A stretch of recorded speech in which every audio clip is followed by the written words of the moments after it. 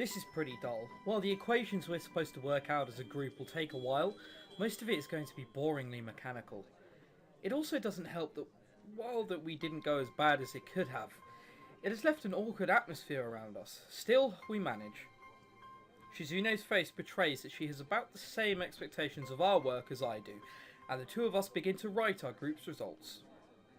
Misha, on the other hand, is scrunching up her lips and very visibly trying to make heads or tails of what we're doing.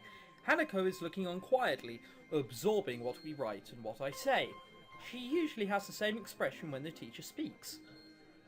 It's a shame her attendance is so unreliable. With the way she takes in information, I think she'd do quite well in class, if she actually followed the lessons regularly. I wonder if this might be why Shizune seems so hard on her. Hey Hanako, do you understand this? Misha looks to Hanako, but I suspect her hope is more to find a comrade in ignorance rather than genuine help. Not really, I guess. I'm surprised by how tense she is in answering, but she settles back down. She breathes out, and the way her upper body and head lower reminds me of a deflating balloon. You okay? I could go over this bit if you want. Hanako shakes her head shut slightly, but then again, I don't think she needs the extra explanation despite what she said. Misha quickly interjects, entirely oblivious, and I end up slowly going through how we ended up at one of our results, step by step. Times like this remind me that this kind of work may not be mechanical for everyone, but rather feels that way to me due to my grasp of the subject. It's a satisfying feeling. As Misha brings her bald fist, onto an open hand in realization, I discover another nice feeling. My explanation got through to her, and she manages to work out the next equation by herself with a minimum of guidance. Throughout all this, Hanako is unusually unresponsive. She's normally very quiet, but one can still see her eyes roving periodically over the landscape of the classroom in front of her, or anxiously moving her hands in some way, or shifting her shoulders periodically. Right now, these small movements that I've gotten used to seeing are all missing. Someone not moving at all is definitely weird. Even Misha can tell there's something wrong. God, she'll point out how swell she has. Hanako, are you sure you're okay? Yes. Are you sure? I'm fine. A little more strongly this time, but she turns away, she says it. It only makes me doubt her answer, and yet at the same time, I can't tell she doesn't want to talk about it further. Having already had one very awkward conversation today that I'm still not fully over, I don't want to pursue the matter too much either. We settle back into our routine, debating over our answers whenever a doubt comes up. But as time goes on, I notice that Hanako isn't talking at all. It's frustrating. She had made so much progress. It makes me a little angry at Shizune and Misha for undoing the surprise Lily wanted to keep secret so much. I know I'm at fault too. Maybe I could have kept it under wraps somehow. Shizune had noticed Hanako's silence as well, and is also getting antsy. I can see it on her face. It's strange that even though she's deaf, Shizune has perceived Hanako's unusual quietness sooner than Misha. Hanako, you're being too quiet. You have to contribute too. Someday we might work on a bigger project. Like one that's so big it's worth celebrating afterwards. Like with ice cream or cake. If you act like this, we won't take you along. I can tell that they're trying to tease her to bring her out of her shell. But I don't think that's the kind of approach that will work on Hanako. It'll almost make her feel worse. Guys, don't tease her like that. Hik-chan, it's all in good fun. Shik-chan says she teases everyone anyway. She looks like she's enjoying it too. They do back off though, with Misha moving away from the issue by asking me a question again, on seeing how difficult the problem she is working on is. I don't know whether it was a skillful dodge or mere coincidence. It takes more of our time away than necessary, because Shizune keeps disagreeing with me while I'm trying to explain it to Misha, and Misha is quickly to believe her over me. So quick, in fact, that she forgets to translate what Shizune is saying. Hey, the clock is kind of ticking down. We should speed up a little. Hik-chan, you sound a little like Shik-chan there. Just because I looked at my watch? Jeez, is that really all it takes? Time management and suddenly I'm student council president. I look at Hanako's desk to see how she's doing and freeze. Our papers are covered in equations and Hanako's only halfway there. It seems like she hasn't written anything in the past 20 minutes. When I realise that, I want to kick myself for how dumb I've been. I should have known that someone as fragile as Hanako wasn't just going to brush off what happened so easily, but I've been too eager to move on from an awkward situation to notice. She has been slowly shutting down for the last half hour, and I had no clue. Her pen is still in her hand, but she doesn't slowly spin it around like she usually does. There isn't a single idle movement from Hanako. Only the fact that she tries to inch away once she feels Shizune, Misha and I looking at her tells me that she's even still conscious. We look away, and at least in my case, it's partly out of shame that it's gotten to this point. Though on the outside she has shut down almost completely, I know that it's a different story on the inside. What kinds of things could she be thinking about as she tries harder and harder to shrink into herself, as if by willing it she could somehow disappear? Everyone is looking at her now, stealing quick glances in between putting the finishing touches on their work. Misha attempts to ask what's wrong, but that only makes the problem worse. If she weren't frozen to her seat, she would probably run out of the room right now. Misha's questions are loud enough to be heard throughout the entire classroom, and for a second I'm ready to snap at her, because I can only imagine how much worse it's making Hanako feel. Of course, if I were able to do that, it would only make the situation worse. I'd believe that Hanako had gotten stronger, and she has, but it wasn't enough, and I was too eager to believe it. Now, she's terrified, alone in the middle of the classroom, and there's nothing I could do without drawing more attention to her. It's infuriating. Misha's worried, and even Shizune is biting her lip. None of us know how to deal with this situation, so I decide to call Mewtwo. His judgment would probably be better than ours. I doubt that. I look up and manage to catch his eye, silently motioning for him to come over. I want to make as little fuss as possible, since if there's anything that would make this worse, it's more attention being focused on her. I know that Hanako can see everyone staring at our group, specifically at her, because they know that if there's a problem, it has to be her. Everyone knows her, and it's the first thing anyone's mind would leap to. Her reputation for being a truant has marked her as an unusual person, even unusual Yamaku. Who knows how many times they have stared at her before. Maybe it's because she'd seen the class staring at her so much that she fears their gazes like she does, cowering from them. The time it takes Mewtwo to walk over must feel like an eternity to Hanako, and she looks as if she's about to fall over. Mewtwo quietly begins to ask us what's wrong before catching himself as he sees Hanako. Did we upset her? Don't worry. Mewtwo bends down after calming Misha and looks intently at Hanako's face. Hi, Kazawa. Can I help you at all? His voice is hushed and gentle. Everyone's acting so differently around Hanako now that the whole class has noticed something's wrong with her. Hanako doesn't respond, so Mewtwo gently rests a hand on her shoulder. She starts shaking at his touch, but won't even look up. Hanako continues to stare into the equations on her desk, vision so unfocused that I doubt she even sees them. She is worse than before. I remember that not even an hour ago, she was able to talk to him almost normally. Mewtwo grimaces a bit as he stands, and now that his expression's changed, I can see he wasn't exactly unaffected by what happened earlier. He takes a breath to settle himself before speaking in a very quiet voice. I'm a little impressed at how quickly he takes control of the situation. Is that it? Nothing's wrong then? Mewtwo seems to say that to no one in particular.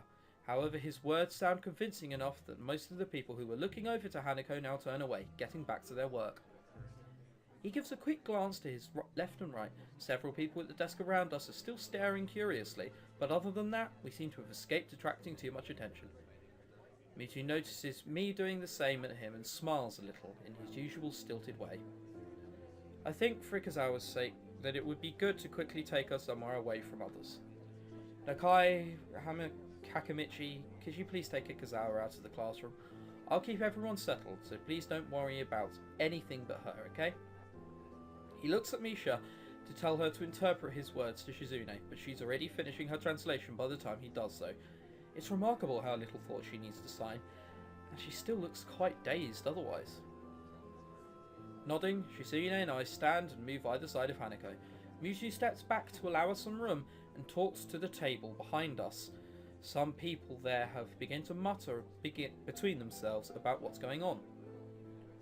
We look at each other before lowering ourselves in unison, taking one arm around each other's shoulders and lifting.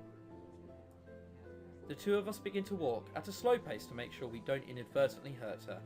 As much as we try to make this look normal, I'm quite sure there'd be many gazes on us if it not for Mewtwo's distraction. Eventually, thankfully, we reach the door and go through. Nobody's outside, so we walk down the hallway. It doesn't seem like it's making her more at ease than she was at the classroom. Finally, I ask if she wants to just sit down. For a while, we simply stay in place and wait for her to say something. Shizune tentatively rubs Hanako's shoulder a little, but there's no response.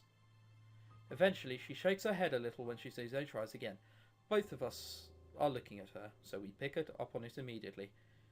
Shizune's hand comes again to rest on Hanako's shoulder as she awakens, her face lifting to two very worried and anxious people looking at her. She looks at us silently for a while. I'm initially worried she might freak out or do something extreme, but those fears prove unwarranted as her expression slowly changes from an almost lifeless blank state to a more normal withdrawn shyness.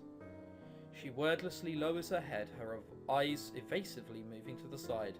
She looks embarrassed, almost ashamed. I want to say something, anything, to help. I can't though. I don't really know what just happened, or what even caused it. I feel helpless and ashamed of myself for not being of any use. Shizune sighs before looking at me. Even without words, I think I can tell what she's asking. I'll take Hanako to the nurse. Is that okay by you? I try to communicate my intentions through hand gestures, but I don't feel like I managed to get through to her very well. Shizune makes a dreary face in response to my gesticulations, confirming my impressions. She stabs the finger in the air decisively at me, first at me, then at Hanako, and then towards the stairs. She waits for me to nod before pointing at herself, then pointing at the door to the classroom. I get the feeling Shizune is much better at this than I am. I nod at her, since her plan is after all the same as mine. Shizune gets ready to make her exit, but she only leaves after looking at Hanako for quite some time. Are you okay with me taking you to the nurse's office?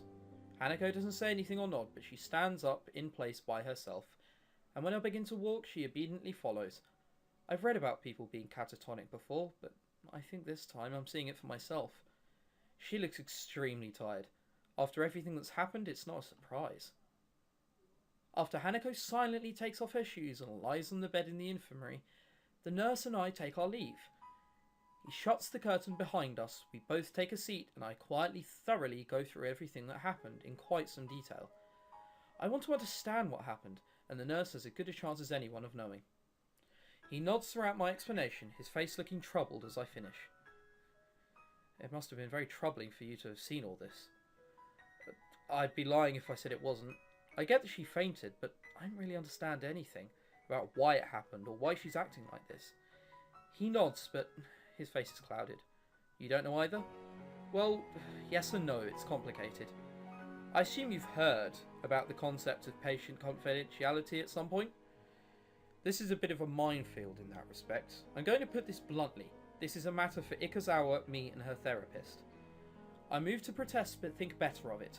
I want to deny what he says, but if I think this through rationally, what he says makes perfect sense. I understand. Good. I wish I could help you more, but I think what Ikazawa needs right now isn't somebody prying onto her past and her emotions. She just needs somebody to be there for her. She needs a friend. For what it's worth, I think you've done well in bringing her here. Sounds like you and your friends dealt with the situation well, too. I'd give you a lollipop or a sticker as a reward, but you might be a little bit too old for that either. He gives a cocky grin, obviously trying his best to lighten the atmosphere. I'm not really in a laughing mood, but he does manage to get a smile out of me. Thanks. Do you mind if I stay here with Hanako? I appreciate the thought, but I think it would be better to let her rest for now. She'll be let back into her dormitory this evening, so you can visit her then. I agree with him before standing. It feels all I could ever do around the nurse is humbly agree to what he says, but it was the same with the doctors in the hospital too. The walk back to the classroom is a long one, my mind feeling heavy under the weight of so many things happening so suddenly. Even as I re-enter the classroom, I'm thinking about Hanako. My stomach feels like it's turning into knots while I think about how to deal with her. I still don't know what I'm going to say when I see her again. Thankfully, the class doesn't pay me much heed. There are a couple questioning glances, but overall not many people seem to be very aware of what happened. Mewtwo raises his eyebrows to get my attention when I pass by his desk. Nakai, I take it Ikasawa is in the infirmary right now. Yeah, I took her there and the nurse said I should let her rest. Mewtwo nods, assuring me that I made the right call. He scratches his chin for a second before rising from his desk. Everyone, I want you to continue with the exercise. Nakai, I'll see you in the hallway, please. His speech is hushed, but overall he doesn't seem to be acting too differently from how he usually does. Being a teacher, maybe it's to be expected. As we go into the hallway, I notice him taking a quick glance left and right to check if there are any students milling around. The hallway is nearly soundless, but I can't think of anything except waiting for Mewtwo to speak. Nakai, what do you think the purpose of this school is? To cater to the needs of disabled students? Mewtwo scratches his head as he shakes it. No, if we wanted to do that, we would have built a whole new school from scratch. One floor, taking whiteboards, that kind of thing. Look around, Nakai. This school is about giving you all a future that you wouldn't have been denied in regular education. Huh? Think of it this way. If we wanted you to graduate and go straight into a hospital, do you think we'd put in this much effort? The bluntness of Mewtwo's statement temporarily stuns me, causing me to forget about the immediate situation. No. That's right. We all want you to leave here as useful members of society. I'm not quite sure I'm following you. I'm not sure I follow him. I have high hopes for you, Nakai. You are possibly the first student I've had that gets my lectures. That isn't something that a teacher should be admitting so freely. You could easily take your studies of science well into university. Have you ever considered that? I can't say I have. Well, what have you considered? For your future, that is. I can't say I've put much thought into my future. For a moment, I'm distinctly reminded of Lily's questioning me about the same subject. It's only been a little over 5 months since I was gasping for air on the ground. It's too soon to be thinking about the future. And besides, Hanako's problems seem much bigger to me right now. Mewtwo gives a disapproving sigh before continuing. Think of this place as an opportunity. Here you have boundless facilities, good teachers, plus the added bonus of the nurse and his staff. You should be doing nothing but thinking of the future. Right. As I raise my head to meet his gaze, a thought occurs to me. It's almost like Mewtwo totally sidestepped the issue at hand. Excuse me, but why do none of the staff seem to care when Hanako skips class? I've seen you watch her walk out of class more than once. Shouldn't you really say something? Well, Nakai, it's not really that simple. Every student here has special needs. If it weren't for that, then we wouldn't have a school here. For example, I wouldn't keep you in class if you were having trouble breathing, would I? But that's not... Mewtwo cuts me off before I can even think about finishing my sentence. Ikazawa's case is very much like that, but instead of CPR or a pacemaker, what she needs is time and space. The faculty has made aware of this from the day she arrived here. Thus, whenever she feels the need to leave classes, we let her do so. And even though she isn't a star pupil, she seems to pass all of her exams, so it hasn't affected her ability to study. Isn't that enough? I open my mouth to protest, but I can't find a fault in his argument. While her condition does seem at first to be wholly physiological, my bad, I was about to say psychological, its worst effects have been on her psyche. It still puts me off though. Isn't he just passing on the responsibility for her problem? Surely she can't go like this her entire life. I understand you might not be used to this kind of thing yet. It's been a big change for you. That said, it's less than a year until graduation now. Maybe you won't have to get used to this school. If you keep your head down, I'm sure you'll do well enough in your exams. I numbly nod, more to simply acknowledge that I'm listening than out of agreement. I felt like I was getting used to this school, but it feels like I've just been thrown back in my face. But what about Hanako? I believe, well, I hope that she will perform well enough to do what she wants to do. What that is, I don't know. Not all students leave school with an idea of what they want to do, unfortunately. He takes care to emphasise the last word, as if it wasn't quite clear enough already, and it gives me a moment to mull his words over. Today's been a troublesome day for you. I doubt you'd be able to concentrate much anyway after all that's happened, so I'll allow you to take the rest of the day off. Your marks have been good in this class so far, which makes me think that you won't have any trouble catching up on what we've been doing. He gives a small smile along with his praise, as if to make up for the seriousness of his lecturing before now. Go collect your things, and I'll see you tomorrow. Right. Thank you. Mewtwo's roundabout speech has left my thoughts scattered. I'm still not any closer to working out what I can do to help Hanako, if anything, and my mind is all more confused after what Mewtwo said. I'm also still bothered by the fact that Hanako was helped at least as much by Shizune, her enemy by proxy, as by myself, but I don't know whether this is just male bravado or a genuine concern. While I collect Hanako's things and my things from the class, I continue to try and sort out my feelings. Well, I see what people mean when they said that shit's gonna go down this episode, huh?